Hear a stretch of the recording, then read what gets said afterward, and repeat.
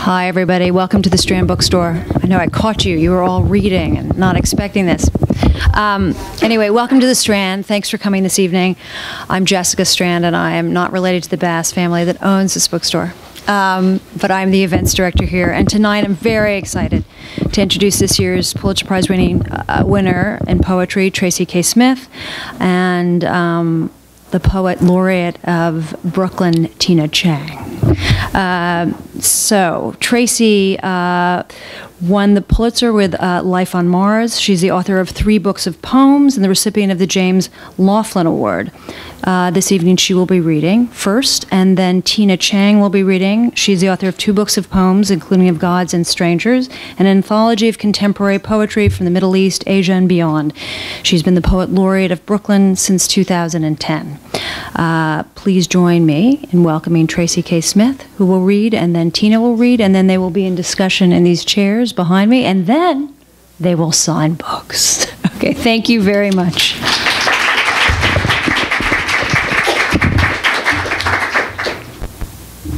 Thank you. It's so nice to be here. I remember Tina and I were just talking about how when we were grad students in the city, we would spend long days on the ladders downstairs looking through the books. So it's really nice to be able to share some work here as well. And Tina and I are dear friends, so it's also a delight to be able to have this conversation.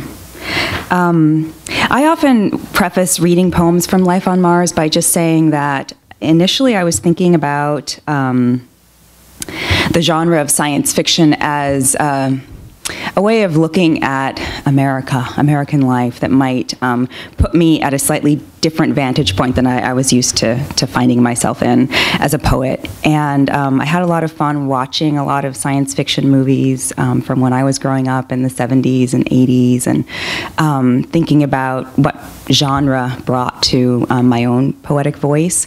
And then sometime during the process of working on this manuscript, my father became ill and passed away, and it was rather unexpected. And I found myself in need of some kind of language to really express my grief for that loss, and space and the loneliness and the mystery of it seemed like a really helpful construct. So those are some of the different notes that you'll hear struck in this book. I'll start with a poem called My God, It's Full of Stars, which is a poem in sections, and I'll just read maybe 3 of those sections. And you might know the title comes from the Arthur C. Clarke novel, 2001, and it's the opening line of the sequel to Kubrick's film, which is called 2010, which is less majestic but kind of fun, nevertheless. My God, it's full of stars. Perhaps the great error is believing we're alone, that the others have come and gone, a momentary blip, when all along space might be chock full of traffic, bursting at the seams with energy we neither feel nor see, flush against us, living, dying, deciding, setting solid feet down on planets everywhere, bowing to the great stars that command, pitching stones at whatever are their moons. They live wondering if they are the only ones, knowing only the wish to know. And the great black distance we flicker in. Maybe the dead know, their eyes widening at last, seeing the high beams of a million galaxies flick on at twilight, hearing the engines flare, the horns not letting up, the frenzy of being. I want it to be one notch below bedlam, like a radio without a dial, wide open so everything floods in at once, and sealed tight so nothing escapes, not even time, which should curl in on itself and loop around like smoke, so that I might be sitting now beside my father as he raises a lit match to the bowl of his pipe for the first time in the winter of 1959. Charlton Heston is waiting to be let in. He asked once politely, a second time with force from the diaphragm. The third time, he did it like Moses, arms raised high, face an apocryphal white, shirt crisp, suit trim. He stoops a little, coming in, then grows tall. He scans the room. He stands until I gesture, then he sits. Birds commence their evening chatter. Someone fires charcoals out below. He'll take a whiskey if I have it, water if I don't. I ask him to start from the beginning, but he goes only halfway back. That was the future once, he says, before the world went upside down. Hero, survivor, God's right-hand man. I know he sees the blank surface of the moon, where I see a language built from brick and bone. He sits straight in his seat, takes a long, slow, high thespian breath, then lets it go. For all I know, I was the last true man on this earth. And may I smoke? The voices outside soften. Planes jet past, heading off or back. Someone cries that she does not want to go to bed. Footsteps overhead.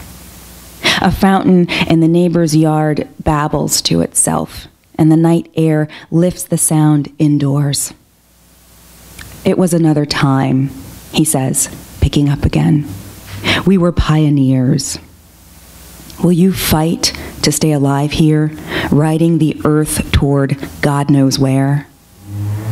I think of Atlantis, buried under ice, gone one day from sight.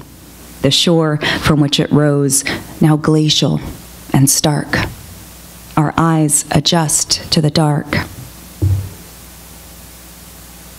Maybe I'll pause there. I realize that it's so seldom that I have the chance to read a poem in which the person that triggered it is here. So I'll read a few sections maybe of the title poem, which is Tina and I were, can I tell a story about it? We went away kind of on a writing retreat, and an assignment that my husband gave me was to write a poem based on something that Tina had said. And this is the poem that emerged from that. Life on Mars. Tina says, what if dark matter is like the space between people, when what holds them together isn't exactly love? And I think that sounds right. How strong the pull can be, as if something that knows better won't let you drift apart so easily, and how small and heavy you feel, stuck there, spinning in place. Anita feels it now as a tug toward the phone, though she knows the ear at the other end isn't there anymore. She'll beat her head against the rungs of her room till it splits, and the static that seeps out will lull her to sleep, where she'll dream of him, walking just ahead, beside a woman whose mouth spills O after O of operatic laughter. But Tina isn't talking about men and women, what starts in our bodies and then pushes out toward anywhere once the joy of it disappears. She means families. How two sisters, say, can stop knowing one another, stop hearing the same language, scalding themselves on something every time they try to touch. What lives beside us, passing for air? Last year, there was a father in the news who kept his daughter locked in a cell for decades. She lived right under his feet, cooking food, watching TV. The same pipes threading through his life led in and out of hers. Every year, the footsteps downstairs multiplied. Babies wailing through the night, kids screaming to be let outside. Every day, the man crept down into that room, bringing food, lying down with the daughter who had no choice, like a god moving through a world where every face looked furtively into his, then turned away. They cursed him to his back. He didn't hear. They begged him for air, and all he saw were bodies on their knees. How close that room. What heat. And his wife upstairs, hearing their clamor underfoot, thinking the house must just be settling into itself with age. Tina says dark matter is just a theory, something we know is there but can't completely prove. We move through it, bound, sensing it snatch up what we mean to say and turn it over in its hands like glass sifted from the sea. It walks the shore, watching that refracted light dance back and forth before tossing whatever it was back to the surf. How else could we get things so wrong? Like a story hacked to bits and told in reverse. He grabbed my blouse at the neck. All I thought was, this is my very best, and he will ruin it. Wind, dirt, his hands hard on me. I heard the others jostling to watch as they waited for their turns. They were not glad to do it, but they were eager. They all wanted to and fought about who would go first. We went to the cart where the others sat waiting. They laughed, and it sounded like the black clouds that explode over the desert at night. I knew which direction to go from the stench of what still burned. It was funny to see my house like that, as if the roof had been lifted up and carried off by someone playing at dolls. Who understands the world? And when will he make it make sense? Or she? Maybe there's a pair of them, and they sit watching the cream disperse into their coffee like the A-bomb. This equals that, one says, arranging a swarm of coordinates on a giant grid. They exchange smiles. It's so simple, they'll be done by lunchtime. We'll have the whole afternoon to spend naming the spaces between spaces, which their eyes have been trained to distinguish. Nothing eludes them. And when the nothing that is something creeps toward them, wanting to be felt, they feel it. Then they jot down equation after equation, smiling to one another, lips sealed tight. Some of the prisoners were strung like beef from the ceilings of their cells. Gus was led around on a leash, dragged. Others were ridden like mules. The guards were under a tremendous amount of pressure. Pretty disgusting. Not what you'd expect from Americans. Just kidding. I'm only talking about people having a good time, blowing off steam.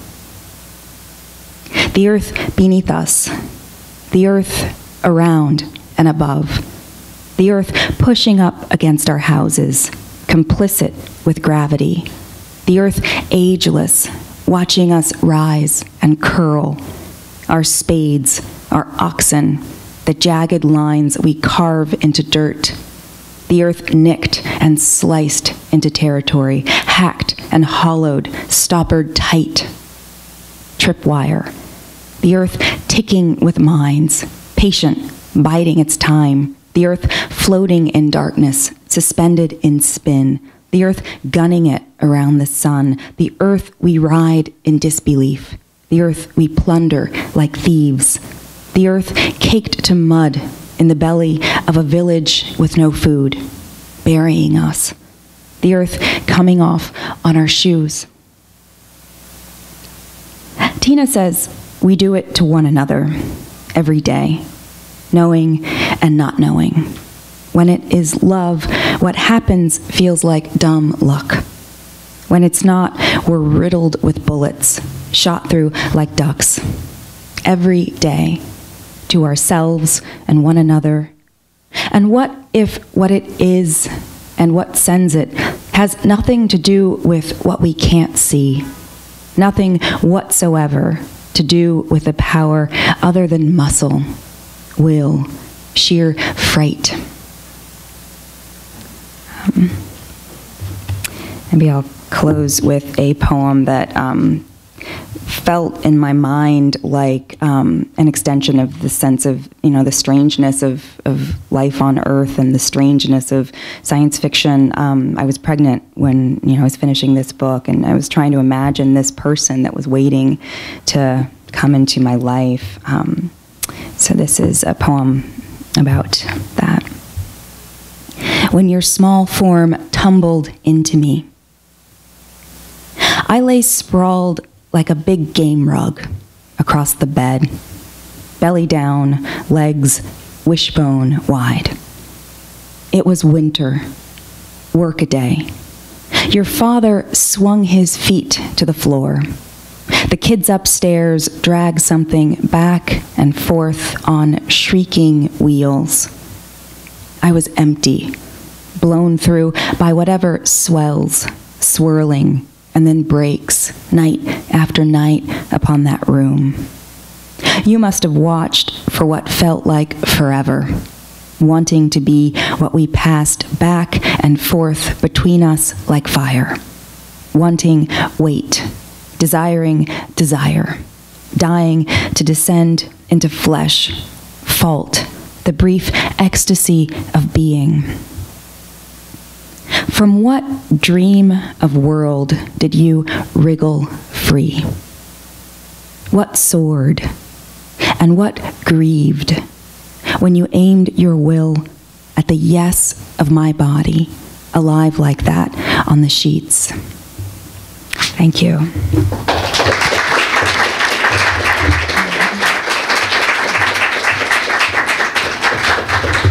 Thank you, Tracy. I tried so hard to be Tracy's opening act, but she wouldn't let me. She's so generous. So Tracy had mentioned this retreat that we were both on. In fact, our mentor and teacher, Mark Doty, was kind enough to offer up his summer house. And I remember I was feeling quite terrified and joyful at the same time. Terrified because I was actually sitting in Mark Doty's room writing my book, and joyful because Tracy was in the next room writing her book. And I thought, the only thing that's separating our ideas is a thin wall. So that made me incredibly happy. And it was a very special time because we were both pregnant with our first child, not together, separately. So it felt like there was creation happening all around us. I remember Tracy was the type of person that she would write her poems and she would come out looking incredibly radiant, as if she just like went through, a sauna or something. And she was very open about sharing her poems. And I remember how grateful I was for that sort of almost like childlike openness that she had about sharing her work so soon after the making of it. So it was an incredibly special time for me, and I feel grateful for it. So these books that we're reading from today were sort of written in tandem. I think that usually people end with their new poems, but I think I'll begin with a new poem.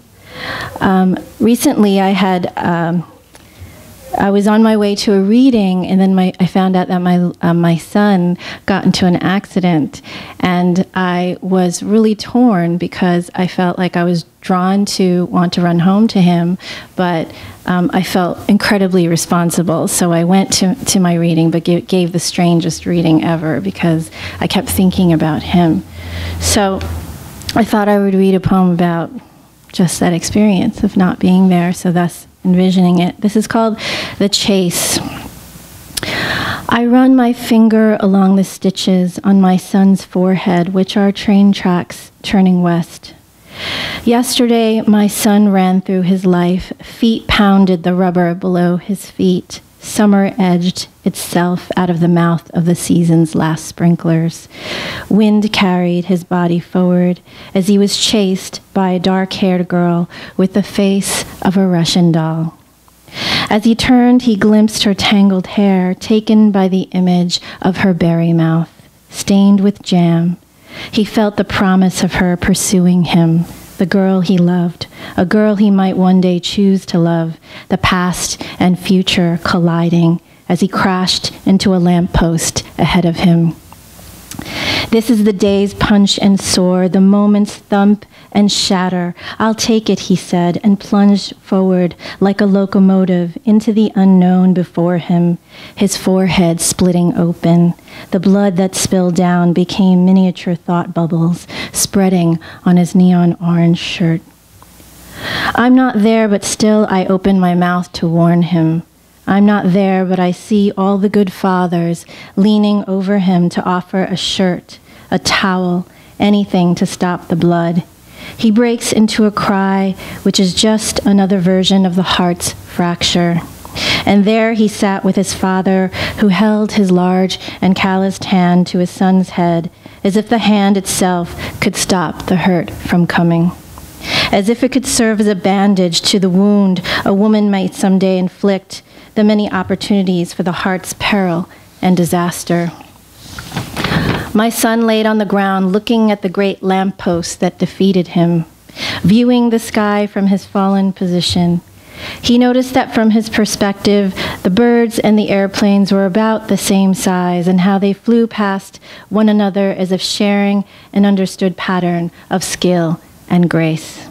The breaths of birds, the engines of the machines traveling at breakneck velocity, wings venturing so close to one another that it would seem the only outcome was collision.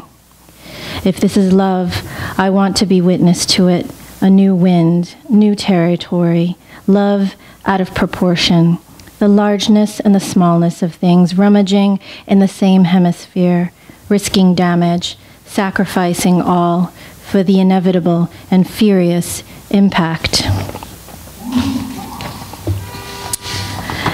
This is also a relatively new poem. I've been working on these pieces that focus on fairy tales. That's usually what I'm doing now these days with my time. I have two really young children, ages 2 and 3, so most of the time I'm just reading to them. That's my life. So I noticed that in a lot of these fairy tales, there's the appearance of the witch and the wolf quite often. So here I envision the life of the wolf and what it might mean. The future is an animal.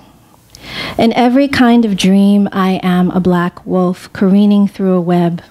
I am the spider who eats the wolf and inhabits the wolf's body. In another dream, I marry the wolf and then am very lonely. I seek my name, and they name me Lucky Dragon. I would love to tell you that all of this has a certain ending, but the most frightening stories are the ones with no ending at all. The path goes on and on. The road keeps forking, splitting like an endless atom, splitting like a lip, and then the globe is on fire. As many times as the book is read, the pages continue to grow, multiply. They said, "In the beginning," and that was the moral of the original and most important story, the story of man. I laid my head down, and my head was heavy. Hair sprouted through skin, hair black and bending toward nightgrass. I was becoming the wolf again, my own teeth breaking into my mouth for the first time. A kind of beauty to be swallowed by interior bite and fever. My mind, a miraculous ember, until I am the beast. I run from the story that is faster than me. The words shatter and pant to outchase me. The story catches my heels when I turn to love its hungry face, when I'm willing to be eaten, to understand my fate. So I thought a good thing to do, since I believe, and Tracy can correct me if I'm wrong, I believe that this is the first time that we're reading together since these books have come out. I've had the opportunity to hear Tracy read a lot from this book, and I think vice versa, but I don't believe that we've had a chance to read together. So I thought I would read poems that sort of in a way respond to some of her poems in her book. So in one of her poems, it's called The Universe is a House Party, which I love that title. And this one is called Self-Portrait as Imaginary DJ. I can say that for the book, the speaker, not me, is sort of running toward sort of an unattainable love. And at the same time, she's sort of living through a sort of post-9/11 experience and how the two speak to each other. It just, and she was trying to rediscover this sort of new America. And so within that, they were sort of having this conversation of the sort of unattainable love and sort of unattainable new America. Self-portrait as imaginary DJ. You can take no more thunder when the key turns and it's another man breaking in like a thief. He's not a thief, but a murderer. Not a murderer, but a soul bitten on the side. You harpoon the heart, furious with the time it took to love, to make decisions. There was a slip of paper from God wedged under your door. Some say it was a rejection notice. Some say it was a love letter penned in the middle of the night when he couldn't sleep. That ancient script, no signature. At the penny arcade, you place a coin into the machine. Watch an image of a vixen slowly take off her coat like a religion. Letting down her hair, tresses that swing to the left before they still, the movements black and white staccato. The pout, the sway of her legs peeking from her skirt. Your eyes are pressed into the viewing glass. The penny runs out before the last piece of clothing falls. All that expectation, waiting for that last garment to be taken off, mortal remnants and music. There's a twin of you who strides into a bar outside of city limits, who orders a shot under a disco ball, who answers to a name that is not her own. And I believe that this is a response to one of the poems that Tracy had read tonight, called When Your Small Form Tumbled Into Me. I was also trying to summon this feeling of what it felt like to either want or have children. A summoning. I had summoned you into the house, cupboards and tins upon tins of white sugar. I felt I owed you something, a sympathy I extended to no one else. At night, we laid down. My fingers grazed the stubble on your chin. The trees outside hang their tired fingers, and winter has set upon us with its shifting, waking, with its leaves sliding by the window, as if it is trying to tell us something about the next season. My heart flies toward an indecipherable moan when all the sugar had been poured out, until the earth caught my buttons, until the door opened and slammed from a wind. I picked all the buttons from the floor, collected them to my breast. I made sure not to spill, but I did, and I apologized. The buttons multiplied in the room like children. But looking at them, I could breathe again, one syllable at a time, until I am worthy, air shattering out into spheres of light, rolling, reaching me. Let's see.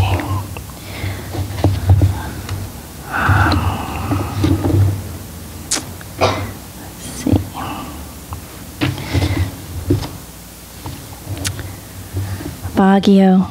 I traveled to Baguio, which is in the Philippines, a few years ago, and I'd asked if they eat dog there because I was so inspired by Jessica Hagedorn's The Dog Eaters. It was probably not the right question to ask when I was there. Baguio. Each one calls the other crazy, bent down to tend a bright need. The butchers with their smeared aprons croon with knives. The dog's face hovers, skin lighter than you would imagine, unraveling like transparent paper, halo stacked in a corner. I listen to the expert humming of the butcher who sings while he cuts. I would like to think that we did not come here to say goodbye. My leaving you is the swinging single bulb above these bones where I remember myself in this alleyway with you. I'm averaging that I love you best once the animal has been stripped, teeth bare, and meat singing too. I imagine the pig's face and the cow's face existing side by side on the farm beyond this town, their blank stares as they are shepherded into the truck. I want to go to Cebu tomorrow. Instead, we'll ride in air-conditioned taxis. Instead, we will watch the maid wax the floor with a monstrous machine. That day we fought, the rains came down, and I rode a jeepney alone through a city I didn't know. What is this force that makes me continually lost? What is it that I want in all these disappearing cities? One street led to another until it was night, until I got off with bags in my arms, food in cartons, sauces dripping, stumbling in the direction of my great need. There's a figure in the book that appears quite often, and it's the Empress Dowager of China, and I kind of asked myself over and over what was calling me to her. And she was a figure of great power, I think in a time post 9/11 where I felt sort of powerless in my country. And she ruled the country for a good majority of her life. She sort of started out as a lowly concubine, and then because she bore the emperor a son, she very quickly rose up the ranks and wound up ruling the country through her son and various other men. The Empress Dowager contemplates her lineage. I feel drowned in abundance, my wild boys in the fountain, my food, and every last dog in the pack. Look at my face, loveless horses near the pond, a shipwreck of bone. And what is beauty now but a sterile stitch in my pose? It was vicious rising. This is my confession. My murdering bunch was in the commons. I cover this secret with a sweep of rouge. Yesterday, my portrait was taken as I looked to the west. I hitched myself to a higher star. When my eyes were blinking toward industry, I thought of the daughter I will not have. I believe she would have been a weak songstress. I would have crushed her like a pill. Listen to the rainfall in every territory. My story is not my own, but history's. When I'm restless, I think of the bucket with the shallow water where I drowned her, twisted her into a knotted tree that grew in the netherworld. She would have been a meek girl, one with bones I could eat. So I think I'll end with the last poems in the book. And they're called author's notes on imaginary poems. And it was sort of an afterthought. After I finished the book, there were all these kind of orphaned poems, and I didn't know what to do with them. They were sort of imagined poems that never came to be. And then I realized when I put them together, they started saying something to one another. So I'll only read parts of it. Number 1. In a dream city constructed from paper, flames were lit. My God, I am the Japanese beetle shining in front of the dark door. World, I grieve into your small, disinterested ear. I'm quivering inside 1,000 rooms of one cell, where I hover and freeze, black as a speck, descending the far blank page. I'll skip to number 3. In a Chinese picture book, the cartoon girl is feeding a deer, and the deer wanders away and she hurts herself. The Chinese character for moon hangs with one hook drawn above her, and the strokes of the word fall down in sheets. Fury is what she's after. The heap on the ground she walks toward is the brushstroke of the moon, swollen like a body, and she brushes earth and the sound of the river away from her. I've known love, angry river rushing past. Afterward, there are bright lists of things in my hands, a rock, a diamond, a shining document. I know that girl, and I know the last of her story, how she grew up and unlaced herself from her corset, found the deer, and knelt down beside it, opened the animal when no one was looking. Number 6. If this is my last letter, perhaps it is not important to write it beautifully, but strangely, to catch the ear off guard, to hook you by the sweater, an arm, a mouth. I send it to you without stamp, without envelope or paper. I place my faith in it, alphabet unwritten, tattered correspondence of the wind.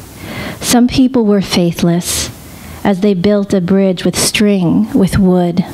I had my love run toward you in rivulets of water. I faced south and forgot my fury. The words write themselves, the pen dips in ink at night. I am civilization, I am loneliness. Beyond boundary, rebel country, past the plain destined for battle, littered with refugees. Love, I think I see you in the dark's dark, with your whole hooves pounding. When you come to me, you do so after years of travel, and arrive at the other end of my hand, untethered. Your shining body, feral. A wild belief returning to me. Thank you so much.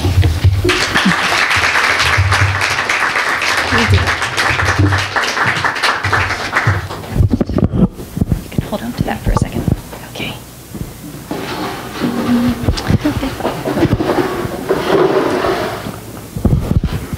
Scoot the chairs up a little bit. Sure. Oh, okay.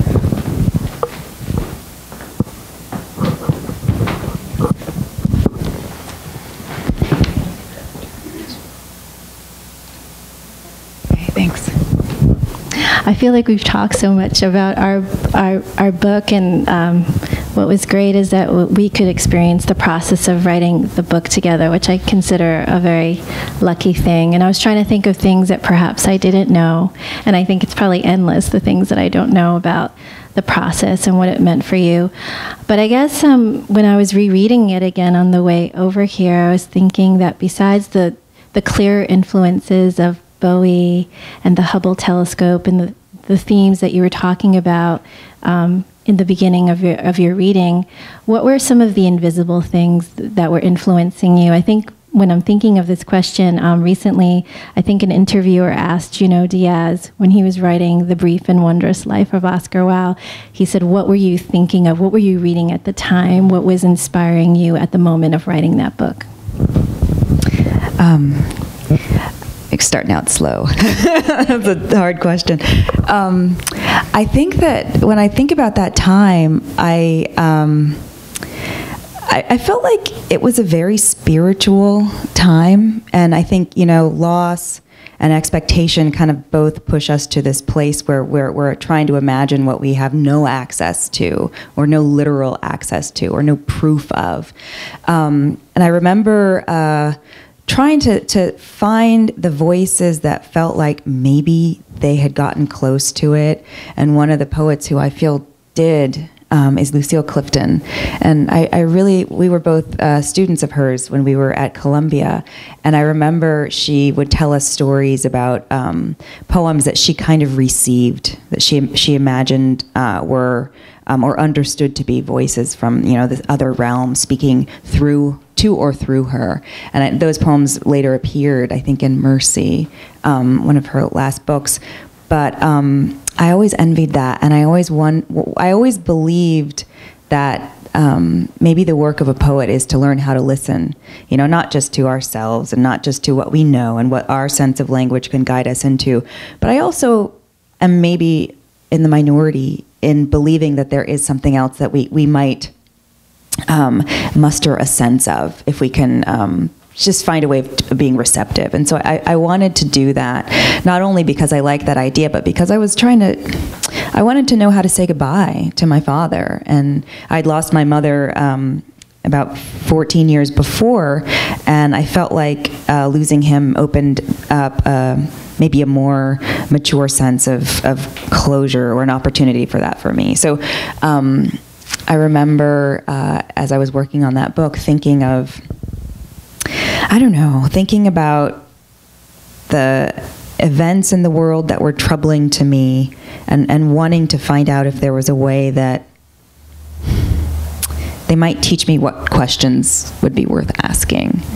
I don't know that any of the poems get anywhere near an answer, but I feel like maybe wanting to isolate events and questions felt productive to me. And somehow I aligned that impulse pretty close to the poems that are asking questions about where my father might have gone, and what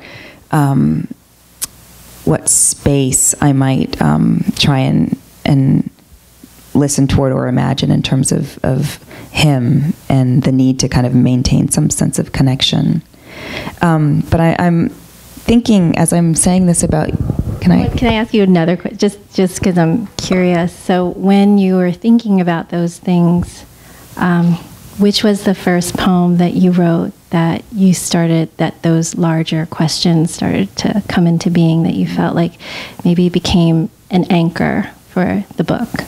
I think that there's a poem in the book called It and Company that the first version of it felt very blasphemous to me. It was called Straight Talk, and it was a poem that in my mind was sort of angrily addressed at God, the God that I had grown up with. And it's a poem that ends, you are, I should know how it ends, but unconvinced by our zeal, you are unappeasable, or it is unappeasable. It is like some novels, vast and unreadable. But the original pronoun was you. And I remember during that time, I was kind of like, had a lot of time to wake up and sit down and write. And that honesty kind of opened up a different space in my imagination. And I think later the frustration with this idea of God became productive in maybe pushing me to try and actively enlarge or disrupt the sense of the creator or the source that just seemed too remote to me. I wanted to ask you something, though. I'm so fascinated by the way that 9/11 figured into your description of some of the poems in your process. And I really believe, and I wonder if you feel this way, that so many of us, so many American poets, and particularly maybe people of our generation, changed in terms of our sense of what a poem might do after that period. I know everything. The world changed and our vocabulary as citizens changed. But I feel like that event and the way that we've kind of been reeling from it ever since has opened up a space for the world to come into the work in a way that I think maybe in the 90s or 80s when we were younger seemed taboo. It seemed impossible to do without sacrificing a sense of the lyrical. My question has a couple of strains. One thing that I feel that's really magical about your work is that those concerns are married not to a sense of the future in and of itself, but a sense of the future that's very deeply linked to mythology and history. And then it's also, as you described, something that has a corollary in, a private realm. So the speakers of the poems are often dealing with some kind of upheaval or struggle that seems parallel to something that might be broader. Can you talk about how you got to the vocabulary for that, or whether it was something that you were searching for? Well, I think that when I started writing the book, and this was before 9/11, I felt as if a lot of my concerns felt smaller and domestic. The themes were love, my language centered around love, and it felt quite small, my world. And then once 9/11 hit, there's something that shifted in me, as it did for many people. I was raised in New York, and my heart is here. That I felt that there was some shift from me being a spectator. For a long time when I was reading newspapers and going through periodicals, I felt very much as if I was watching the world, that a lot of my information was sort of gleaned from newspapers, and that was like a different kind of experience. And then once 9/11 hit, it sort of was this very profound realization, and it shouldn't have been profound. It was this profound realization that things could sort of happen here on our soil, and it was something that a poet who I admire greatly, Carolyn Forche, was something that she talked about so often in her work. And I thought to myself, how could I admire this woman so much, followed her work throughout her lifetime, and then still making this realization now? And I think it was right around that time, in terms of expanding my own vocabulary, and I've talked about this a lot, is I was editing an anthology, the anthology that that I went through for about 10 years, and I think it was experiencing that anthology and kind of sifting through and reading all of these poems from around the world and really kind of poring over them that really expanded my sense of language, of what the lyric could do, in terms of reading it in its own language and not sort of understanding it right away, but feeling through the sort of texture and the fabric of a different language, and then seeing it sort of translated into English. And I felt like all of that kind of was very deeply a part of my process of expanding my own sense of what the word could do. But I feel like I have it's odd because I feel like I have so many things I want to ask you. Were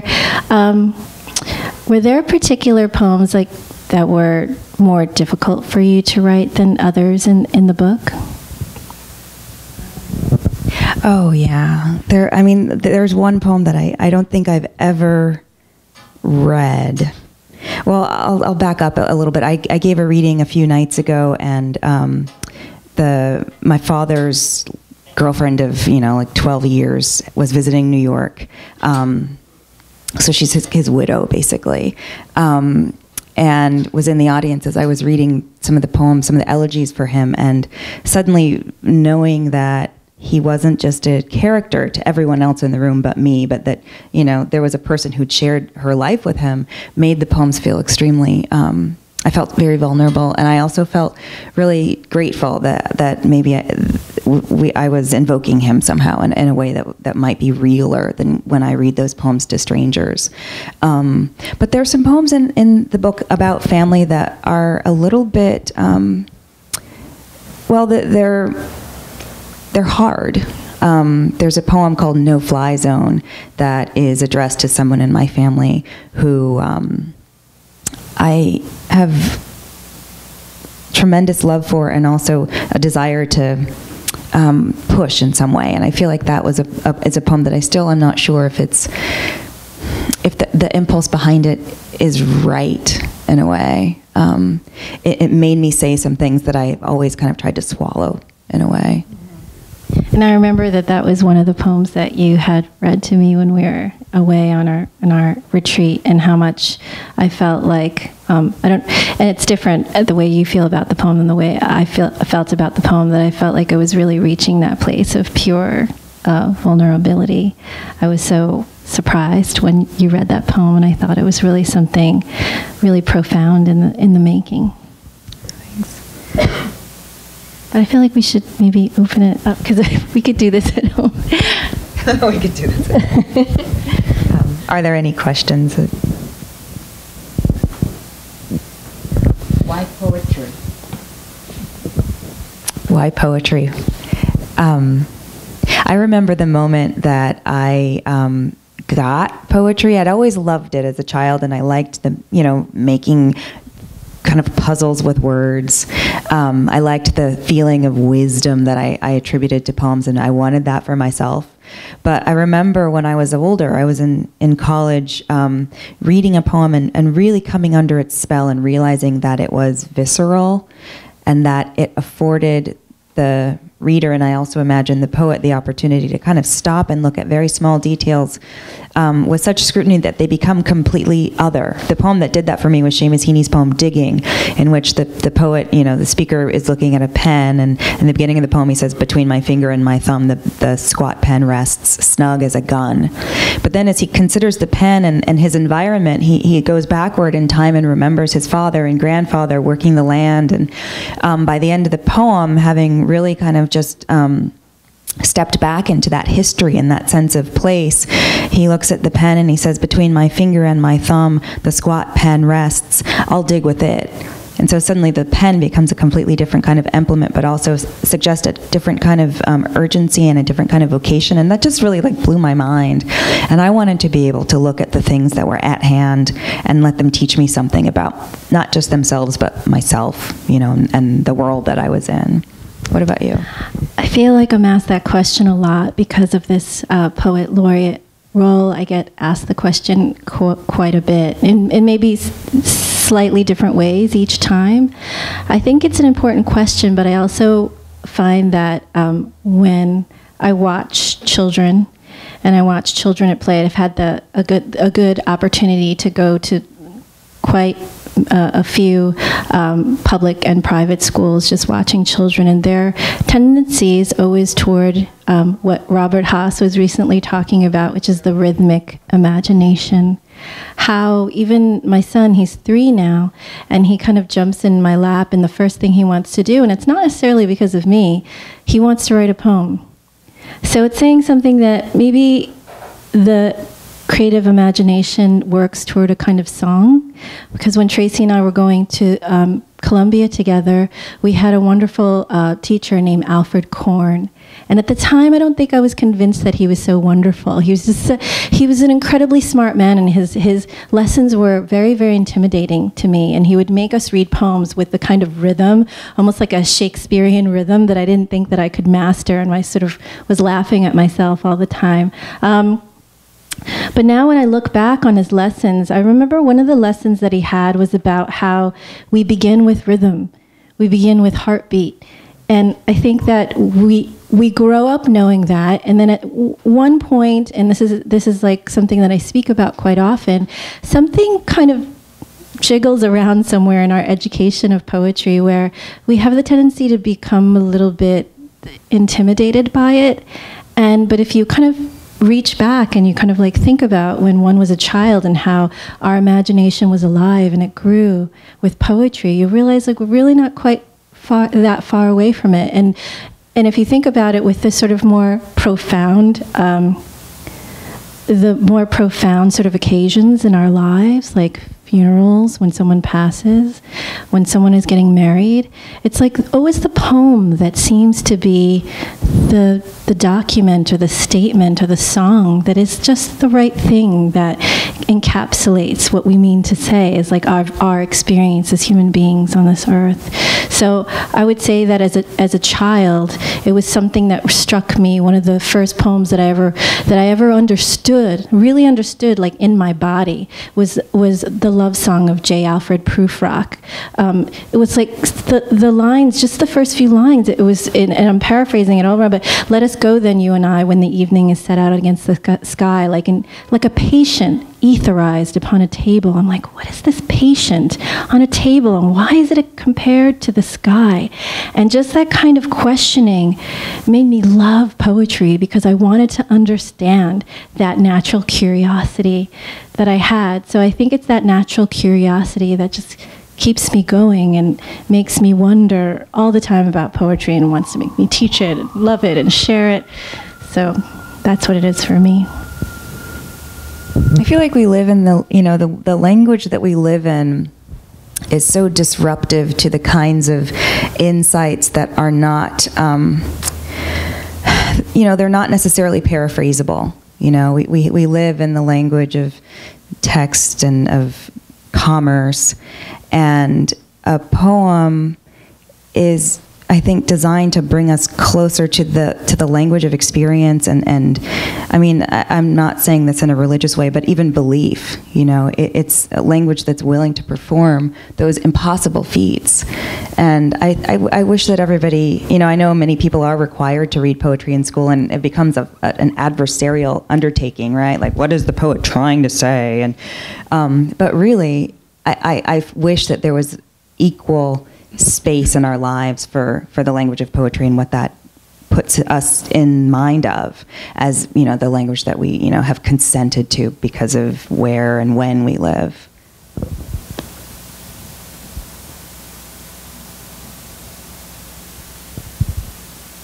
Should we leave it at that? That's great. Oh, thank you. There's one question. It strikes me that both of you talk a lot about the emotional and the creative poetry, and when I hear Mandy, I haven't heard that as much. And also, so I wondered if you could both talk a little more about the social aspect, like you were saying that your father's girlfriend was in the room, or you weren't sure about whether an impulse behind what you were writing concerning a family member, your feelings about a family member was correct somehow. It struck me as very interesting to talk about something with poem. But I don't know, I just wondered if there was anything more that you personal sharing of things through poetry, even though sometimes your poetry is just, you're not writing necessarily I this and you that. You're talking about a movie that has I'll say that the thing that I really am trying to only listen to when I'm working on a poem is the private encounter between me and it. And so that's how I kind of allow myself into certain terrain. But even when I'm writing about an event, often the poems, and you heard some of that in the long poem that I read, have to do with things that I haven't experienced, but that I've heard of and I'm aware of and I'm moved or troubled by. And what I hope happens in those poems, as well as in the poems that have to do with more private experience, is that the encounter of the poem might lead me out of my initial understanding of or reaction to something and into a place that is a little bit more complicated. Maybe if it has to do with an event or a political issue, even compromising, like it's so easy to say at dinner tables, I'm right about this, and this is how things should be, and I hate these people because they do that.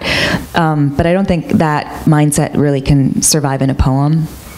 And ultimately, how far does that really get us, even in our lives? So for me, a poem is trying to get me toward a place where what I know is destabilized, and I might be able to learn something different or startling about whatever it is that I'm questioning. Does that answer part of your question at all? I hear, I think part of the question also had to do with gender, right?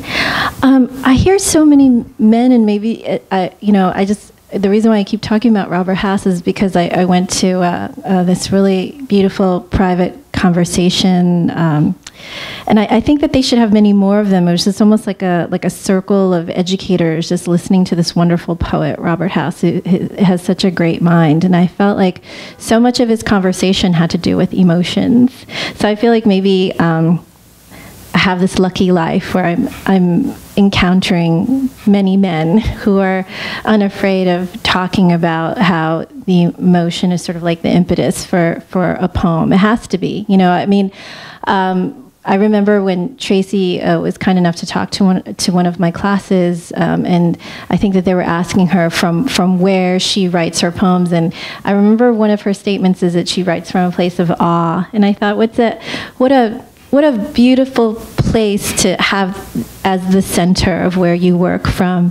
And I went home asking myself the same question, what is the center? Or I could say for the time being, when I was writing this book, my center sometimes seemed a place of ecstasy or whatever its opposite is. I felt like I was either in a state of, what is the opposite of ecstasy? What is it was always what is agony. The word? Wasn't it the agony of defeat? It felt like it. It felt like kind of running toward this unattainable thing of whatever it may be, and I felt like so in that, mired in that, or I was in place of pure ecstasy. This is what happens with love, sort of going back and forth like that. So I think it's the only place. I mean, maybe I don't know. I don't meet a lot of men who don't want to talk about their feelings. In fact, most men I know do, but I think it's the only place where we really can exist and where questions come from.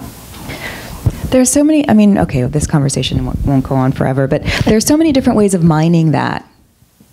Maybe a poem does come from an emotional place, but even as I was listening to you read and as I was thinking about, what I've been saying to students recently about like my own process, it gets filtered out through different ways. And so I hear there's a tremendous kind of like musical momentum in your language, and I feel that sound is a big vehicle for you, and also these really arresting images.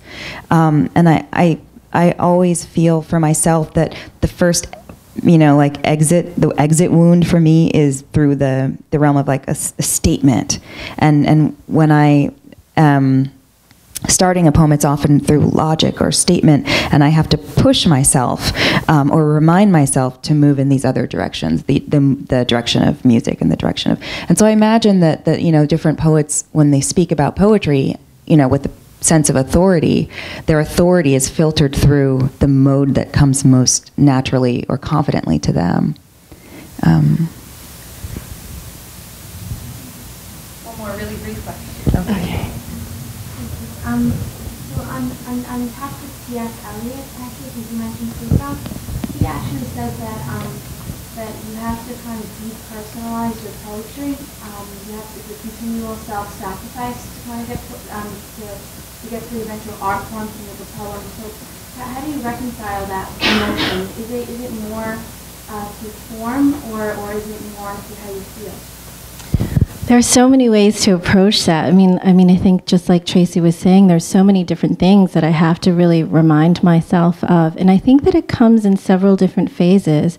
I mean, I think that, I remember even you ask any poet and it's slightly different. I remember reading an interview with Sharon Olds, and they were the interviewer is asking her how she begins her poem. Where does a poem live? How does it begin? Where's the seed?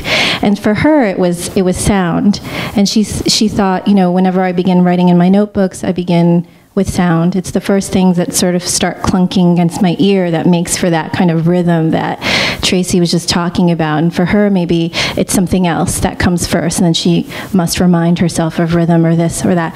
And for me, I felt like, for me, yes, the foundation is definitely emotion for me, but I think oftentimes I begin with an image. The image has always been the grounding force for me. And I think because it seemed like the thing that was the least intimidating, because if you're sitting down and you're thinking to yourself, I'm going to write a whole poem, not only that, I'm going to write a masterful poem, the whole entire idea is just can overwhelm you completely. So I think to myself, and I'm oftentimes reminded by this wonderful book that I don't think they gave it enough credit. It's Carolyn Forche's The Blue Hour, where she kind of goes through the letters all the way from A to Z. And I think that her practice was kind of meditative, where she just listed the simplest and yet profound images. And I oftentimes find that that's the way that I naturally begin, laying down one image, and then it's layered upon that is then layered upon that with another image. And so then it begins to build itself naturally. And in this way, for myself as a poet, I don't become overwhelmed by the moment that I'm trying to reach, the epiphany that I'm trying to get through, the moment that I want to break through, or even the overarching questions that I'm asking, because all of that can seem too much for me. But if I just remind myself personally, for me, if I just keep making those images one on top of another, then I think I'll get to the place that I need to be. I have faith. Faith is a part of it. I have faith that I'll get to the place that I need to be. Maybe it's a little bit different for you. Well, I feel like that belief in the image really kind of speaks directly to Eliot too, and the idea of the objective correlative, that emotion and subjective experience can best be conveyed by way of some external, marker or an image, right? So instead of saying I'm sad, look at the world through the lens of that, and what you see is going to bear the traces of it. And I feel like that's part of the DNA of a poem, and the way that those particular feelings are kind of laid up against the world, and how they color what is seen, how it is seen. I think it's kind of part of what every successful poem is doing in its own way. And so in that way, I feel like Eliot, that's one of the ways in which Eliot was probably pretty brilliant. Thank you. Thank you so much. Thank you.